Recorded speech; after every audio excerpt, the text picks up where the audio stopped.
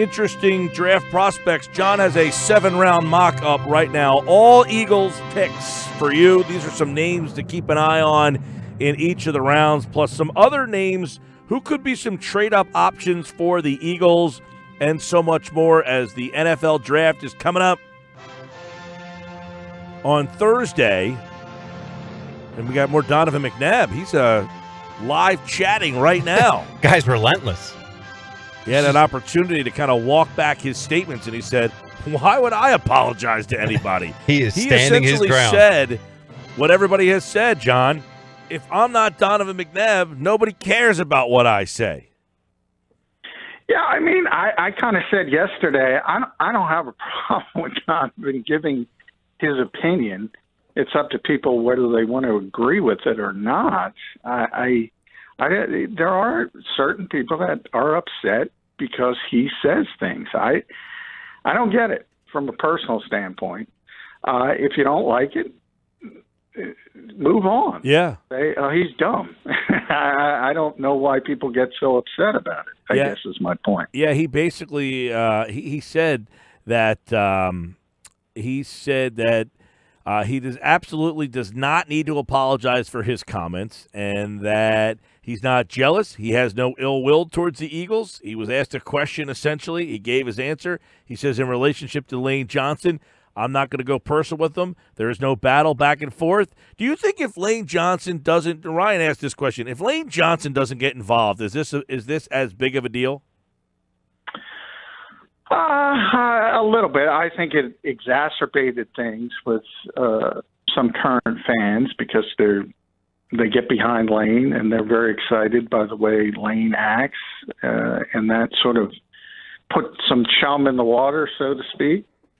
But people would have made a big deal out of it anyway. I think that's the reason Lane chimed in, is because people were making a big deal out of it. So I'm not going to blame Lane Johnson. I kind of said that yesterday as well. That's just the way he is. He takes protecting the quarterback seriously, both on the field, off the field. That's his guy. He's going to protect him.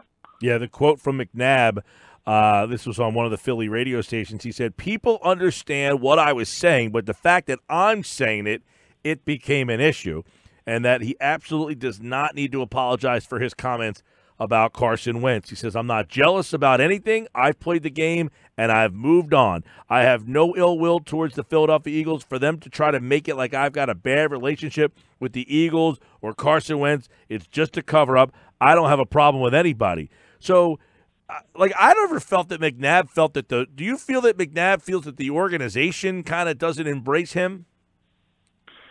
No, I think he feels part of the fan base does, a small minority. I've never felt that he had any ill will toward the organization. The organization chose him. The organization didn't boo him in 1999. The organization essentially stood up to the boos and said, no, this guy's better. We want this guy. So, no, there was certainly some ill will. I think there's always ill will when the Eagles decided to move on and traded him to Washington. But that happens at the end of almost everybody's career. It never ends well because there are very few people that walk away on top. So it doesn't matter how good you are. Generally, there's some bad times at the end of your career if you're in sports. There's a couple examples, Jim Brown, but not many. Do you think his comments today, John, have put an end to it? Or what's next? I mean, Lane Johnson is not backing down from tweeting. Terrell Owens retweeted it. I saw you retweeted it too, but it's just an ongoing thing. Hopefully today, I did like what McNabb had to say, but do you think this is the end of this now, or are we going to hear more of it somehow? No, I think it'll slowly start to teeter out, especially as you get to the draft and that becomes more important. There's only so many times you can ask him. He was asked a question, he answered the question, and people didn't like the way he answered the question. To me, there's two camps. There's the semantic camp who took his words and said, place the focus on the NFC Championship game, the litmus test. And as I said, that's kind of silly. And then there's the other camp who realized what he was essentially trying to say is if Carson Wentz gets to the end of his 5th year of his career and hasn't won a playoff game, hasn't been in the playoffs, doesn't have production from a playoff standpoint, it's not going to be good. And the latter point, which I think is the more important one, I don't know how you could disagree with that. Because if this team does not make the playoffs or doesn't win a playoff game over the next 2 seasons, however it happens, if Carson plays 16 games, if he's injured again, if they're not successful with the expectations people have, it's not going to be good. I don't even know why that's controversial. What's the most important thing for Carson Wentz, the individual? Is it his health? Is it his individual success? Or is it the team success? Well, it's always the team success because success. Sure, but if he stays healthy and he, throws for 50 touchdowns. If he stays healthy, he's a good player. He's going to succeed. I think, and I said that yesterday as well. To me, that's the more important part. Can he stay healthy? Can he finish seasons? When he's healthy, he's good. There's no doubt about that. There's no hand-wringing. There's no concern at the NovaCare complex. If he's healthy and playing at his top level, he's going to be really good. I don't even think you should lose 5 minutes of sleep over that. What you could lose some sleep over if you tend to worry about things is his health and the way he plays the game. And I think everybody has talked about that virtually since the day he arrived, from Doug Peterson to Frank Reich to John DeFilippo. They've all tried to sit Carson down and say, look, you got to learn what Andrew Luck learned. You got to live to play another down.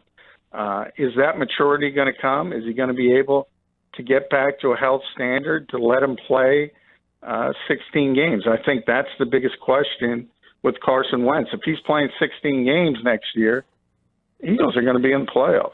Yeah, and this is one of the things that when they got Carson Wentz is that first year, even the first year where they didn't make the playoffs, he had that look of a guy, John, that would not be the quarterback of a team that is a perennial non-playoff team. Like, he just looks like he would not allow his team to be one of those also-rans. No, I don't see that happening. Again, he was going to be the MVP of this league in 2017. That's pretty good. I don't see a sharp decline in his skills at this age, certainly. I don't even know why that would be a concern for anyone. What's valid is the health and those issues. And perhaps if those issues create some decline in his skill set, that's the issue. Not is he capable. He's already proven he's capable. He's already proven that.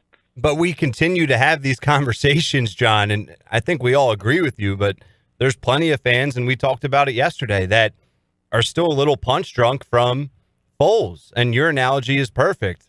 Foles was, Rivera, and Carson was the starter.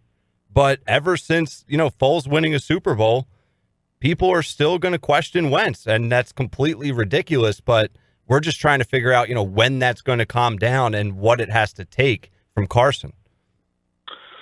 Well, everybody sort of boils things down, especially at the quarterback position. The quarterback wins, the quarterback loses, the quarterback wins Super Bowl, the quarterback wins playoff games, and we all know that's silly. This is, of all the major sports, this is the ultimate team game. If the best quarterback won every year, Aaron Rodgers would have about 6-7 rings in a row before he started to erode a little bit over the past few seasons. There's other parts of it that contribute.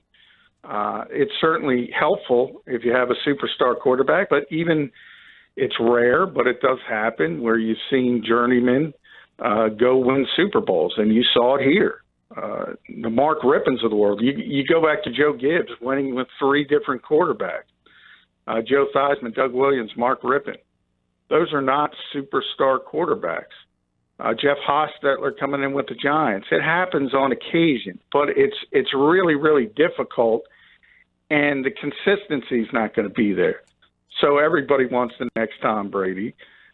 Everybody wants the next Peyton Manning. But if you think about it from that standpoint, Peyton's only got 2. Aaron Rodgers only got 1. It's hard to win. Yeah. Well, we talked about this around draft time when they were getting Wentz, and I remember being kind of against making the trade up to get Wentz, John, because of, I kind of described it as these teams in the NFL, they go after this ghost that doesn't exist, this franchise quarterback. There's only about 4 of them in the league, that are that guy that changes your team to such a drastic nature. And teams are willing to trade and rip their whole, package of draft picks and trade whatever they can to go get this guy. And a lot of times it turns into Josh Rosen or some guy who's just a nice quarterback. Very rarely does that guy turn into what Carson Wentz has turned into. Yeah, I would agree with that. I think Kansas City being the most recent example, they got a lot of criticism. People like to play revisionist history. But a lot of people, including me, and I'll admit it, thought they overreached when they went up to go get Patrick Mahomes. It turned out pretty well for them. And we'll see how it continues. But he certainly shaped up to be a franchise quarterback in this league for a lot of years. You gotta believe in your coaching staff. You got to believe in your ability to groom quarterbacks. I use Kansas City as an example because I don't think anybody's better at it than Andy. But I think Philadelphia and Doug Peterson and what he's created here would be in the conversation to be second, third, fourth in that category, somewhere near the top. So you have to have confidence. And the teams that don't have confidence, Cleveland being a perfect example, and the New York Giants now, another perfect example. They're always hemming and hawing. Well, we don't like this guy. We don't like that guy. We're going to wait for this year. We're going to continue to wait. I always say, we just talked about Donovan McNabb and all his success as the number 2 overall pick. I'll also say I think a lot of that has to do with Andy Reid. I'm not sure. You look at all the quarterbacks in that draft that didn't succeed. You know what? If you switch their positions and give them to Andy Reid and give Donovan to somebody else, maybe his career is entirely different. So a lot of it is how you develop guys, but you certainly have to scout correctly and have the ability to develop. And the Eagles did that with Carson Wentz. Maybe he doesn't succeed in Cleveland because of what they had there, but he succeeded here, and he's already proven himself. Outside of development, John, I think that's a great point. But to me, it seems like the best teams in the NFL, the draft is for the later rounds. Like the first round draft for most teams is not the be all end all, where they're able to use cap space. They're smart with their cap space. They sign people. They make some savvy moves in the offseason. They're good in free agency. And that allows them to be more relaxed in the draft, where these other teams are constantly in the top 10. Those picks are the be all end all for their franchise. Well, yeah, anytime you're drafting at the top, it's a pretty good indication, consistently anyway, it's a good indication that you've consistently made bad decisions over the years. Joe Douglas talked about it last week when he had his pre-draft press conference with us and said, when you talk about the first round, very, very few players fail because of their physical traits, their gifts. It's not like a team looks at a player and says, I think he can play and he can't play. It's usually something else, whether it's off the field issues, whether it's work ethic issues, whether it's not a willingness to accept the grind, so to speak. It rarely has to do with their physical ability. But then as you get later in the draft, Yeah, I mean, that's where the smart teams make hay. And we've seen, over the years, we've seen undrafted guys turned into Hall of Famers. And some organizations are better at it than other organizations. No question about that. Hey, John, you have your 7-round Eagles-only mock draft. We will dive into that. Already changed? Already changed. All right. We got to 7-round only. What's that? These things have a shelf life, Mike, of about 6 minutes this time of year. His Eagles-only 7-round mock is up, but it's already changed, and he has in the lock-it-in edition of the mock draft. Is that changing? It already did, because the Chiefs made the big trade for Frank Clark. That's right. So already, that's how it happens. You know trades are going to happen. You just don't know where, and you don't know where they're coming from. But the fact that the Chiefs went out and traded a first-round pick and a lot, and also signed Frank Clark to a lot of money, I think $63.5 million guaranteed. So that already changes things. All right, well, we'll dive into that tomorrow. All right, we'll look at your lock-it-in mock draft, your 7-round Eagles-only mock draft. But I want to ask you, at 25, if the Eagles were thinking about trading up to grab somebody, are there a couple of names that you think that Howie would move up to go get? Well, there's always a couple names. I think if there is a Cody Ford type, and they think he's going to go a little bit early, maybe the concern is to get up and get a player they like. I still think it's more likely that they fall back a little bit, not necessarily out of the first round. But as I said, it's going to be really difficult. I talked to texted with a lot of people over the past couple of days. You're probably talking about 15 to 20 really first-round grades for most teams in this league. And if you go to 20, you're probably stretching it. So I don't think there's any way they could get up to 15 to get one of those types of players. If that's how many true first-round picks the Eagles have on their board. So to me, it's always been more likely that they trade back. But it only takes one. And the more the quarterbacks get pushed up the board, and if you look at everybody's mock draft, and they're all worthless, and I'll throw mine in there as well, but you have some that have the 4 quarterbacks going in the top 15 picks, even top 12 picks. If that happens, some of the better players get pushed down the board. All right, John McMullen, 97.3 ESPN.com. Check out his Eagles 7. Now, you said that already changed. Was it the first pick? First pick changed. Gone. The rest of it is first pick. And it picked because I was texting with some people from Tennessee, and they seem to have a lot of interest in Jerry Tillery, so I don't think he might even get to 25. Well, it's funny. I was reading an article that said if the Eagles traded back from 25, 3 names, Tillery was on that list. Yeah, well, again, you're going to hear a ton of different people, a ton of different drafts. I was talking to some people close to the Titans. They want some help for Jarrell Casey in the interior of their defense. Yep. Makes sense to have sort of a 3 technique and under tackle. That's what Tillery is more. He can play both. He's got some size, but he's got a lot of athleticism, and they seem to like him. So it might not shake out that way, but it was enough for me to move Tillery up, and that obviously means the Eagles have to go in a different direction. Yeah, you have Tillery at 25. You've got Juan Thornhill, the safety from Virginia, in the 2nd round. Darrell Henderson, who was on with Josh at the Super Bowl, he's the running back from Memphis. I would say not the most talkative guy in the world, but he was a 2nd-round pick that you have for them as well. Isaiah Johnson, a cornerback from Houston. So you can see some defense, running back, O'Shea Zimes from Old Dominion in the 4th round, and some offensive line help a little bit later on in the draft. So check out John's 7-round mock draft, and we will talk more in depth about the mock draft on tomorrow's show. But, when you look at the 25th spot there, you're going to start to hear, as you know, John, this is the crazy season. These next 2 days, you're going to start to hear some crazy stuff, even around that area of the draft where, hey, a couple of years ago, we were kind of talking about the Eagles in that top. They were moving up from 10 to 13 or 13 to 10 to 2.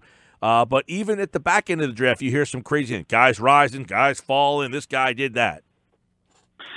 Yeah, and that's generally, obviously, as you gain more information. I mean, the teams themselves, their boards are locked in. So as you hear more information kind of leak out, that's when you see people in mock drafts rising or falling.